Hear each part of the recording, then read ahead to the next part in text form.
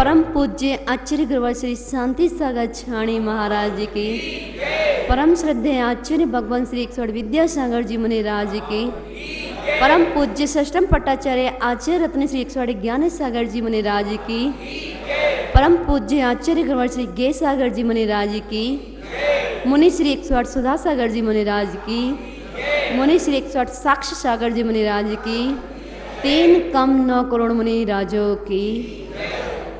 अगर हम आपसे कहें कि 5 जाप करनी है और धनतेरस को आपको भोजन करने का भी टाइम नहीं मिलेगा, इतना व्यापार चलेगा, तो आप क्या करोगे? 5 जाप दोगे या नहीं है? दोगे या नहीं? और उसके लिए हम 3 बजे बुलाएं आपको, रात को 3 बजे बुलाएं। साधु बोलते नहीं है 3 बजे। मैं तो आपकी परीक्षा ले रही हूँ, सीधा सीधा कह रही हूँ, मैं तो आपकी परीक्षा ले रही हूँ। ना हम बुलाएंगे और ना आप आओगे। लेकिन अगर कहा जाए कि आपको 3 बजे से 4 बजे तक उस पूजन में बैठना है, तो आप आएंगे या नहीं आएंगे? आएंगे या नहीं आएंगे? नहीं आएंगे। मैं 100% कह रही हूँ कि जब आप, कोई तन दुखी है, कोई मन दुखी है, कोई धन दुखी है, जब परेशान हो जाता है ना व्यक्ति, तो उसको 24 तीर्थंकर नहीं दिखते हैं। लिख लेना, आप नोट कर लेना। आप इर्द गिर्द भटकते हो, भटकते हो नहीं भटकते? जो जहां कह देता है उस देवी देवता के यहां पहुंच जाते हो। कितने लोग नहीं जाते?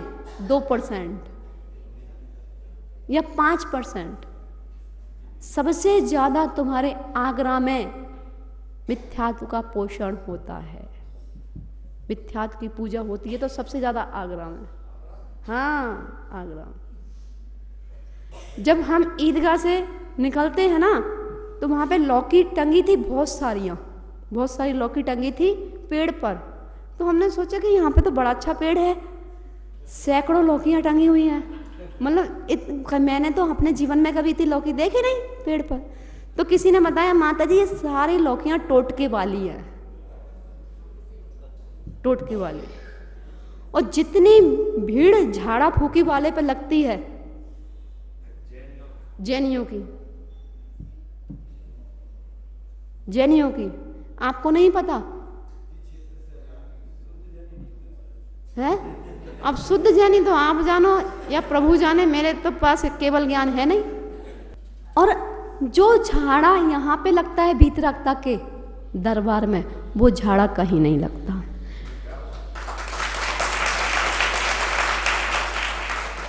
नमोकार मंत्र ही सबसे बड़ा झाड़ा है,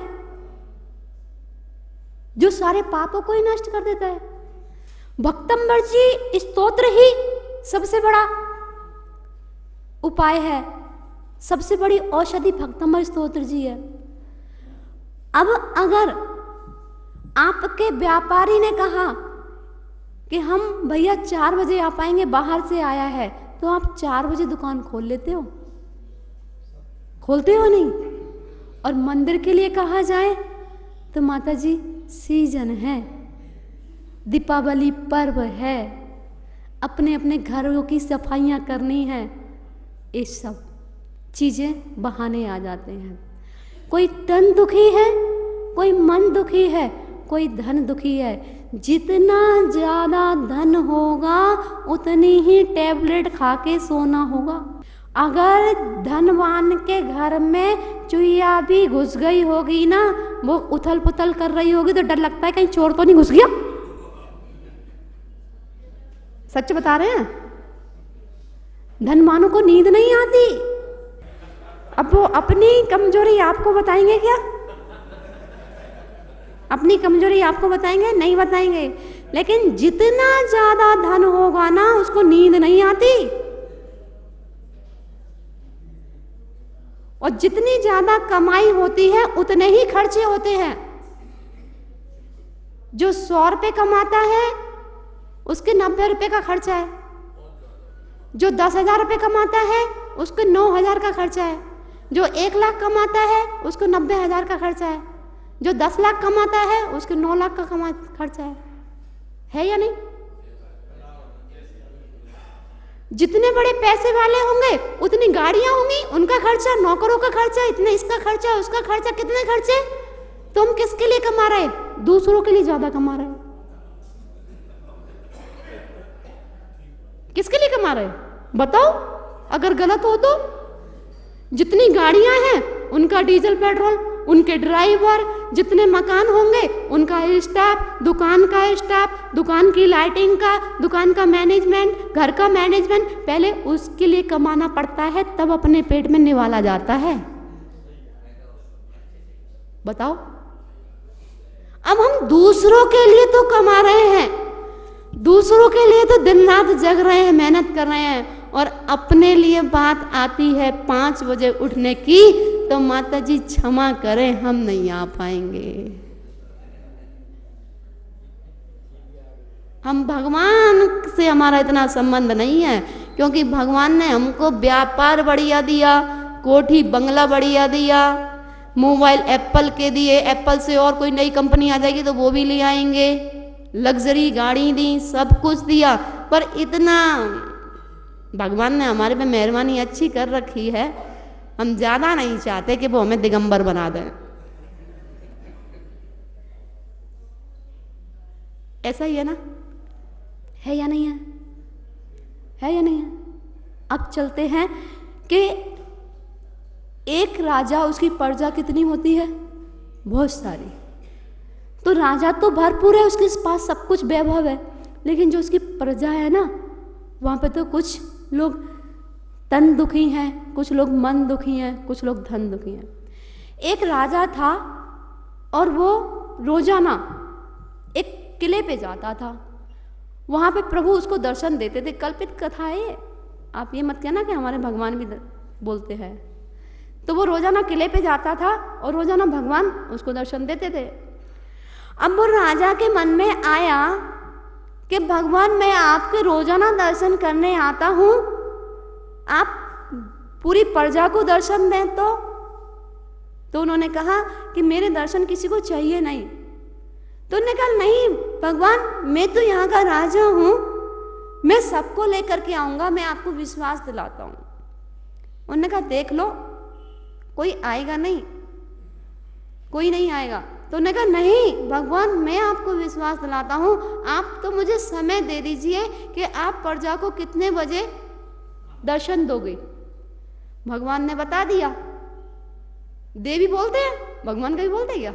उनके जो रक्षक देव होते वही बोलते हैं। तो उन्होंने बता दिया कि मैं सुबह 4 बजे दर्शन दूंगा, अब तुम लेके आ जाना सबको।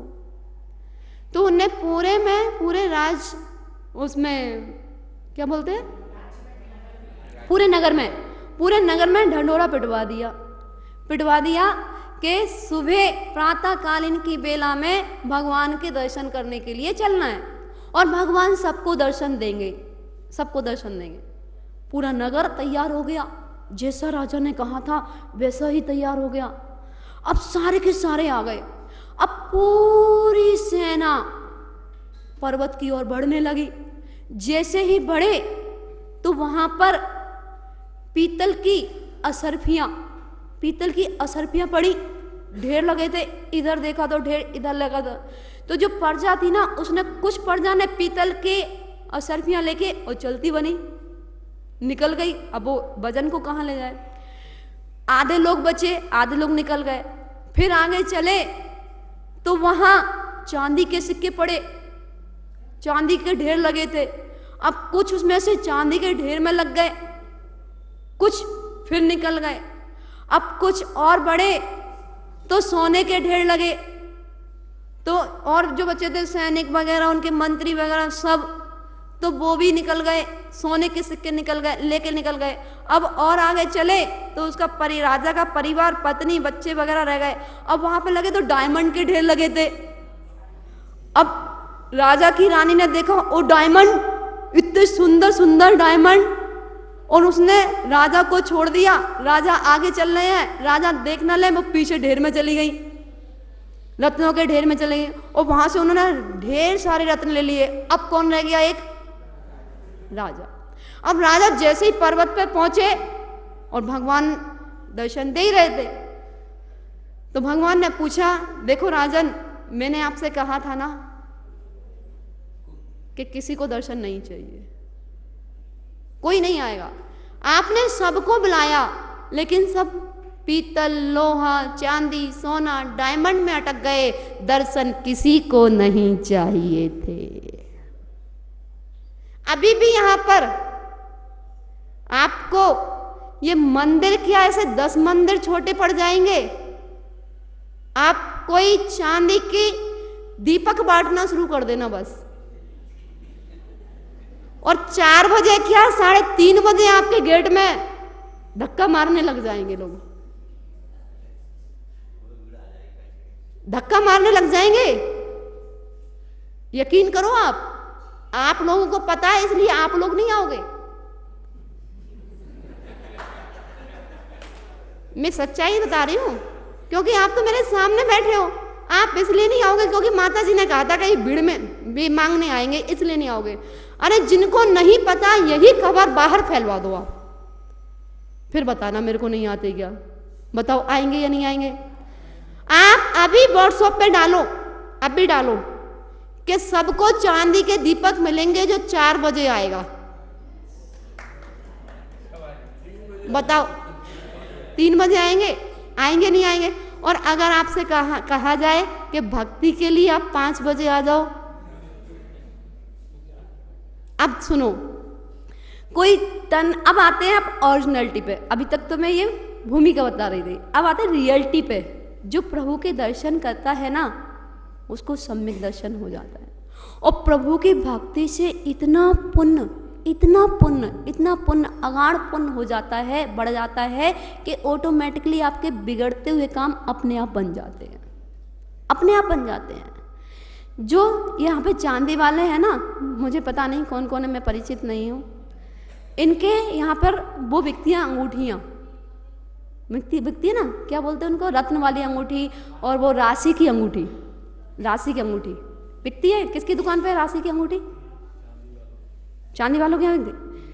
अगर राशि की अंगूठी धन देती तो तुम दुकान पे क्यों बेच रहे? तो तुम 8 घंटे मेहनत क्यों करते? पहनो ना तुम 5 उंगलियों में, 10 उंगलियों में पहनो। अगर राशि की अंगूठी धन देती तो तुम वहां 8 घंटे किस लिए जाते? दूसरे को ठगने के लिए? दूसरों को ठगने के लिए जाते हो? जब मतलब व्यापारी आता है तो उससे कहते हो ये उंगली, ये इस उंगली में ये वाली अंगूठी पहनना। एक जो जोशी आबा आते हैं ना, क्या बोलते हैं, जो गली में घूमते हैं ना, कि अंगूठी ले लो, ये कर लो, वो कर लो, तुम्हारे को गुस्सा कम हो जाएगा, तुम्हारी श्रीमती जी तुम्हारे अंटर में हो जाएंगी, तुम्हारी सासू माँ तुम्हारे अंटर में हो जाएंगी, ये पूरा परिवार तुम्हारे अंटर में हो जाएगा, तुम इसको ऐसा कर लो वैसा हो जाएगा, इसको ऐसा कर लो वैसा हो जाएगा, तुम्हारा व्यापार चलने लगेगा, तुम्हारी दुकान खुल जाएगी, तुम्हारा ये व्यापार किसी ने बांध दिया है, तुम ऐसा कर लो वैसा कर लो। अरे भैया, तुम हमें तो शिक्षा दे रहे हो, तुम काय को झोला लेके घूम रहे हो? तुम क्यों झोला लेके घूम रहे हो? अगर ये सारा काम हमारा ही होता तो पहले तुम अपना कर लो ना।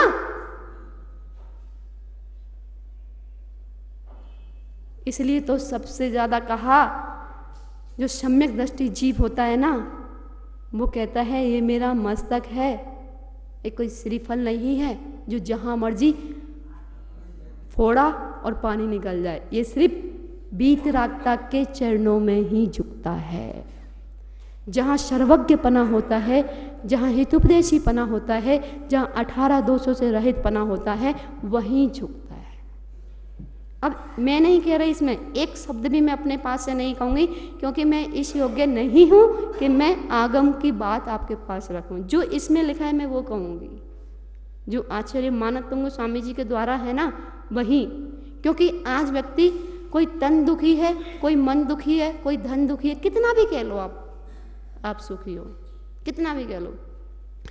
कोई तने दुखी, कोई मने दुखी, कोई धने दुखी दिखे, संसार में सर्वदा सुख काऊ को ना दिखे, कोई तन दुखी कोई मन दुखी, कोई धन दुखी दिखे।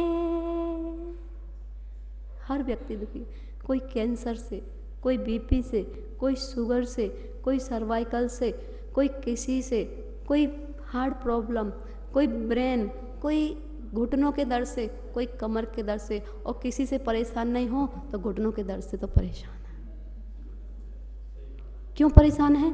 जब से ये किच किच किच जहाँ होती है उसका नाम है किचिन।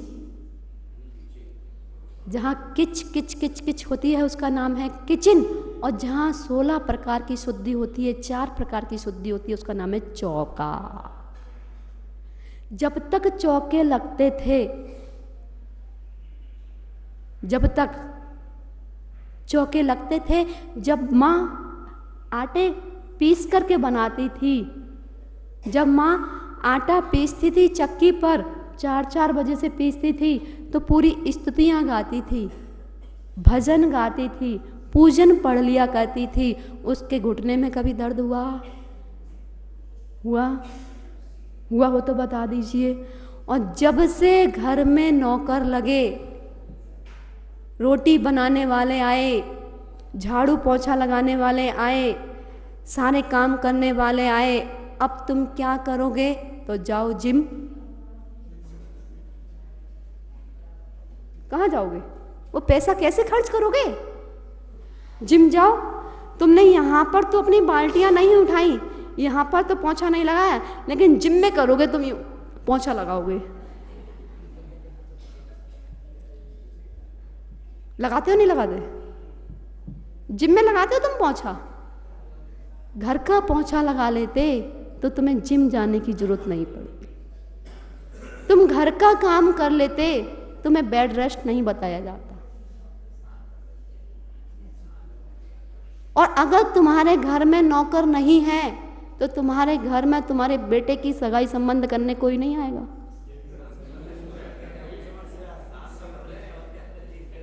जो अपनी बेटी का संबंध लेके आएगा ना, वो ये कहता है मेरी बेटी क्या नौकरानी है या नहीं? कितना दिखावा हो गया है, कितना दिखावा हो गया है। इस दिखावे में ही तो संसार परिभ्रमण करना पड़ रहा है।